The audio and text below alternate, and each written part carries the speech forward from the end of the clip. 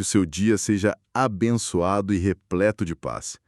Hoje, a gente vai mergulhar de cabeça num assunto que, olha, dá um nó na cabeça de teólogos há muito, muito tempo. A escatologia, que é basicamente o estudo do fim de tudo. É um tema fascinante porque mexe com as nossas maiores esperanças e os nossos maiores medos, né? E as interpretações variam de uma forma absurda. Exato. E para guiar nossa conversa, a gente está se baseando no primeiro capítulo do livro Escatologia, a polêmica em torno do milênio, do teólogo Millard Erickson. Um livro excelente para organizar essas ideias, com certeza. E a nossa missão aqui é entender duas visões de Jesus que simplesmente viraram um mundo teológico de cabeça para baixo no século XX. De um lado, um Jesus que anunciava um fim de mundo para ontem, sabe? Cheio de catástrofe. E do outro, um Jesus que dizia, calma pessoal, o fim já chegou, sou eu. São duas ideias que não poderiam ser mais opostas. E para a gente entender como chegamos nesse ponto, a gente precisa dar um passo para trás, né? A gente precisa voltar para o século XIX. Foi um período assim de verdadeira convulsão para o pensamento cristão. A fé tradicional, que parecia sólida como uma rocha, começou a ser bombardeada de todos os lados. Bombardeada como o que estava acontecendo de tão radical. Pense em dois terremotos intelectuais. O primeiro na filosofia. Um pensador, Immanuel Kant, basicamente disse, olha, a gente só pode ter certeza daquilo que a gente consegue experimentar, ver, tocar, medir. Nossa mente tem um limite. Nossa. Todo o resto, Deus, eternidade, anjos, seria pura especulação. Isso é pesado.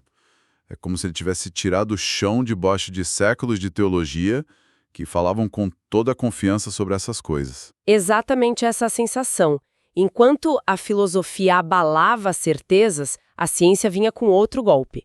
Charles Darwin publica A Origem das Espécies. Ah, claro. E aí ele questiona a ideia de que Deus criou cada ser vivo de forma individual, sabe? De repente, a narrativa do Gênesis parecia, para muita gente, uma história ultrapassada. Entendi. A fé estava, encurralada, precisando de uma nova defesa. E como os teólogos reagiram a isso? A reação foi repensar a própria essência do cristianismo. Se não dava mais para se apoiar em dogmas ou na Bíblia ao pé da letra, onde a fé se segurava? Certo. O cristianismo é, no fundo, um código de ética. É sobre ser uma boa pessoa. Outros, como o influente Friedrich Schleiermacher, foram por um caminho diferente. E qual foi? Para ele, era tudo uma questão de sentimento. O cristianismo é a sensação de total dependência de Deus. A fé precisava ser uma experiência, não só uma crença. Isso muda tudo. E no meio dessa confusão toda, imagino que a pergunta central virou: ok, mas então, quem foi Jesus de verdade? Essa foi a pergunta de $1 milhão e deu início ao que a gente conhece como a busca pelo Jesus histórico. A ideia parecia muito lógica. Vamos deixar a doutrina da igreja de lado um pouco e usar as ferramentas da história para encontrar o homem Jesus, a figura real por trás da lenda. Ironia. Esses estudiosos, que afirmavam estar livres de qualquer preconceito, de qualquer dogma, acabaram encontrando um Jesus que era, curiosamente, a cara de um intelectual liberal europeu do século XIX. Não me diga. Então eles basicamente criaram um Jesus à sua própria imagem e semelhança. Tem uma citação fantástica do padre George Tyrrell, que resume isso perfeitamente. Ele disse que o Cristo que esses acadêmicos viam era o reflexo de um rosto protestante liberal visto no fundo de um poço profundo. Que imagem poderosa.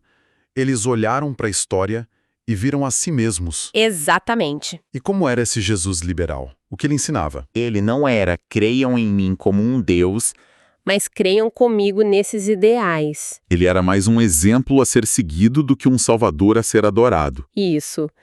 E essa ideia tem implicações gigantescas para a noção do reino de Deus, certo? Totalmente. Se Jesus é só um mestre ético, o reino não pode ser um evento apocalíptico que vem do céu. De jeito nenhum. Nessa visão, o reino de Deus era uma realidade presente e crescente. Era uma comunidade ética que se expandia no coração das pessoas e aos poucos ia transformando a sociedade. Havia um otimismo imenso, então. Imenso. Acreditava-se que através da educação, da ética cristã, da boa vontade, o mundo se tornaria progressivamente melhor, mais justo, mais cristão. Dá para sentir essa energia da época. Tanto que, em 1908, uma nova e importante revista religiosa foi fundada com o nome de Christian Century, o século cristão. A expectativa era essa. Ok, mas tem um problema aí. O Novo Testamento está cheio de passagens que soam bem apocalípticas, falando da volta de Jesus nas nuvens, de julgamento, do fim dos tempos. O que eles faziam com esses textos? Ignoravam? Essa é a questão-chave. Eles usavam basicamente duas estratégias. Ou reinterpretavam tudo de forma simbólica, não literal, Certo. ou simplesmente descartavam como sendo, digamos, a embalagem cultural da época. O teólogo Harry Emerson Fosdick usou uma analogia que ficou famosa, a da noz e da casca. Noz e casca. Deixa eu adivinhar. A casca é a parte que a gente joga fora. A linguagem antiga sobre o fim do mundo. Exato. A casca seria a ideia de Jesus, voltando literalmente nas nuvens. Para o Fosdick, isso pertencia a uma visão de mundo de 3 andares, céu, terra e inferno que a ciência já tinha superado. Era embalagem antiga. E a nós, a parte que importa. Seria a vitória da justiça na terra, a mensagem ética. Precisamente. A nós era a verdade atemporal que permanecia. E essa visão liberal parecia completa, racional, perfeitamente adaptada ao mundo moderno. Parecia inabalável, mas aí... Aí sempre tem um mais aí. Sempre tem. Começaram a surgir rachaduras. E um homem em particular pegou um martelo e quebrou essa estátua em 1000 pedaços. Eita! Quem foi o responsável pela demolição? O nome dele era Albert Schweitzer. E a história dele já é fascinante por si só. Ele não era só teólogo. Era um organista de renome mundial, filósofo, médico, que depois foi fundar um hospital no meio da África. Um gênio. Um homem de múltiplos talentos. E o que ele fez de tão demolidor? Ele fez algo brilhante e subversivo. Ele pegou as mesmas ferramentas críticas dos liberais, analisou as mesmas fontes que eles usavam, principalmente os evangelhos de Marcos e Mateus, e chegou a uma conclusão que foi uma bomba atômica no mundo teológico. E qual foi a conclusão? Nas palavras do próprio Schweitzer, o Jesus dos liberais nunca teve qualquer existência. Uau! Ele disse que era uma figura projetada pelo racionalismo, dotada de vida pelo liberalismo e vestida pela teologia moderna com vestes históricas. Basicamente, ele acusou todo mundo de ter inventado um Jesus que servia à sua própria agenda. Que acusação! Então, se o Jesus, professor de moral, era uma ficção, quem era o verdadeiro Jesus para Schweitzer? Para Schweitzer, o Jesus histórico era um profeta apocalíptico de ponta a ponta. A mensagem dele não tinha nada a ver com a melhoria gradual da sociedade. Era urgente, radical e totalmente focada no futuro.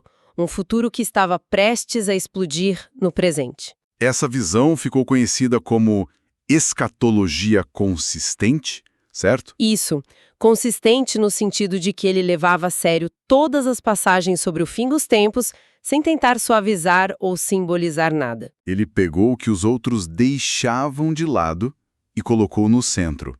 Exatamente. Por exemplo, a missão dos 12 discípulos. Jesus não os envia com um manual de boas maneiras. Ele os envia com uma mensagem desesperada. Arrependam-se, pois o reino de Deus está próximo. A urgência era tanta que Jesus lhes diz: vocês não terminarão de percorrer as cidades de Israel antes que o Filho do Homem venha. Isso realmente soa como alguém que acredita que o fim do mundo está para acontecer na semana que vem, não daqui a séculos. Essa era a tese de Schweitzer. A ética que Jesus ensinava não era um projeto de longo prazo para a sociedade. Era uma ética do ínterim, uma preparação radical para o cataclismo iminente. A mensagem não era construam o reino, mas estejam prontos para entrar no reino. Ok, isso faz sentido dentro da lógica dele. Mas a análise de Schweitzer não para por aí, né? Tem uma virada ainda mais chocante. Sim. E é aqui que a visão dele se torna profundamente trágica. Schweitzer conclui que Jesus pregou tudo isso, acreditou nisso com cada fibra de seu ser, Mas Jesus estava enganado. Espera um pouco. Isso é devastador. Quer dizer que o mensageiro principal estava fundamentalmente errado sobre sua mensagem principal? Essa é a crise que Schweitzer cria. Para ele, o fim não veio como Jesus esperava. E isso leva à imagem mais famosa e sombria de toda a sua obra. Qual imagem? Ele descreve Jesus colocando a mão na roda da história para forçar sua última revolução, para forçar o fim do mundo a acontecer. Mas a roda se recusa a girar e, em vez disso, o esmaga. A cruz, para Schweitzer, foi o resultado desse engano trágico. Nossa, que imagem! É de deixar a gente quase sem palavras. É uma visão incrivelmente sombria. Se essa é a conclusão, por que alguém seguiria um profeta que errou na sua previsão mais importante? Qual a relevância desse Jesus? A resposta de Schweitzer é surpreendente, quase mística. Ele diz que a pesquisa histórica nos leva a esse Jesus estranho, equivocado, mas não é aí que o encontramos de verdade. Ele escreve que Jesus chega até nós como um desconhecido, sem nome, e que nós o conhecemos não pela história, mas por uma experiência pessoal, ao decidirmos segui-lo nos desafios e sofrimentos da nossa própria vida. É uma resposta muito existencial. É quase como dizer que a história nos mostra o fracasso, mas a fé o encontra no presente. É uma conclusão bem radical. Imagino que nem todo mundo ficou satisfeito com essa ideia, né? Com certeza não. A teologia muitas vezes se move como um pêndulo. Schweitzer empurrou o pêndulo com toda a força para o lado do tudo é futuro. Em reação, surgiu um movimento que empurrou o pêndulo com a mesma força para a direção oposta, liderado por um estudioso britânico chamado Charles H. Dodd. E qual era a grande ideia de Dodd? Se não era tudo futuro, era tudo passado. Basicamente, sim. A teoria dele é conhecida como escatologia realizada. A ideia central de Dodd é uma virada de 180 graus. Parem de olhar para o céu esperando o fim do mundo. O momento decisivo, o dia do Senhor, o clímax da história, já aconteceu. Já aconteceu. Mas como assim? Quando? Onde? Na vida, ministério, morte e ressurreição de Jesus Cristo. Dodd moveu o evento escatológico do futuro para o passado. O futuro invadiu e se tornou presente na pessoa de Jesus. A escatologia foi realizada. Certo. A ideia de que o fim já aconteceu é fascinante, mas parece ir contra o que muita gente pensa sobre a Bíblia. Onde ele encontra base para dizer que já aconteceu? Ele argumenta que o Novo Testamento, quando lido com atenção, está repleto de evidências. Ele aponta para algumas áreas bem concretas. A primeira é a própria linguagem do cumprimento. Jesus começa seu ministério em Marcos dizendo: o tempo está cumprido. Paulo fala da plenitude dos tempos. É como se dissessem que o relógio da história chegou ao seu momento culminante ali. Ok, a linguagem do cumprimento. E os milagres? Como eles se encaixam nisso? Ótima pergunta. Esse é o segundo ponto de Dodd, o sobrenatural. Para ele, os milagres não são só demonstrações de poder, são tipo vazamentos da realidade da era futura para o nosso presente. Curar um cego, por exemplo, é um sinal do que os profetas diziam que aconteceria na era messiânica. É o futuro invadindo agora. Vazamentos do futuro. Gostei dessa imagem. E a luta contra o mal. Na visão tradicional, a derrota final do mal é um evento lá do fim dos tempos. Para Dodd, essa batalha decisiva também já foi vencida. Esse é o terceiro ponto. A derrota do mal. Ele aponta para a cruz como o momento em que Jesus triunfou sobre os poderes. Ou quando Jesus diz: "Eu vi Satanás caindo do céu como um raio." A vitória já foi conquistada. Isso muda a perspectiva completamente. E o julgamento final. Também já aconteceu? De certa forma, sim. É o quarto ponto, o julgamento. Para Dodd, o julgamento não é só um tribunal futuro. Ele acontece agora. Ele se baseia muito no Evangelho de João, que diz que a luz, que é Cristo, veio ao mundo e este é o julgamento. As pessoas se julgam a si mesmas pela forma como respondem a essa luz. A sua reação a Jesus é o seu julgamento. Exato. E por fim, o quinto ponto, a vida eterna. Não é algo que a gente ganha depois que morre. É uma qualidade de vida que começa agora. Jesus disse, eu vim para que tenham vida. E de novo em João, quem crê no Filho tem a vida eterna. O verbo está no presente. Para Dodd, a escatologia não é sobre o que vai ser, é sobre o que já é em Cristo. Então, no fim das contas, a gente fica com dois retratos de Jesus completamente opostos. De um lado, Jesus de Schweitzer, um profeta apocalíptico intenso que no fim estava tragicamente enganado, e só pode ser conhecido por uma experiência mística. E do outro lado, o Jesus de Dodd, aquele em quem o futuro já chegou, em quem todas as promessas se cumpriram, aquele que é o clímax da história. É impressionante como as mesmas fontes podem levar a conclusões tão diferentes. E ambas as visões, claro, têm seus pontos fortes e fracos. A conclusão de Schweitzer é muito difícil de engolir para a fé tradicional. E a teoria de Dodd tem uma dificuldade enorme em explicar as passagens que falam, sim, de uma segunda vinda de Cristo, de algo que claramente ainda não aconteceu. Então, nenhuma das duas visões dá conta do recado completamente? Muitos teólogos hoje diriam que não. A tendência tem sido buscar um equilíbrio.